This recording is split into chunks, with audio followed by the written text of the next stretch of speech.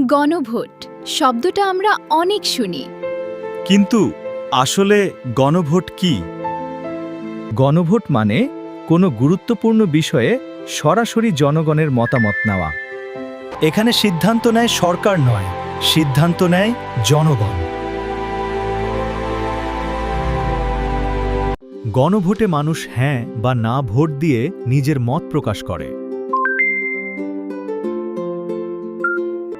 সংবিধান পরিবর্তন, বড় জাতীয় সিদ্ধান্ত, এই সব ক্ষেত্রে গণভোট ব্যবহার হয়।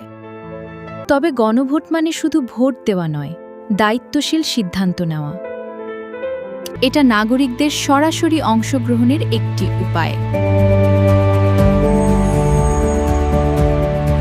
সচেতন মানুষই গণতন্ত্রকে শক্ত করে। গণভোট তারই একটি উদাহরণ।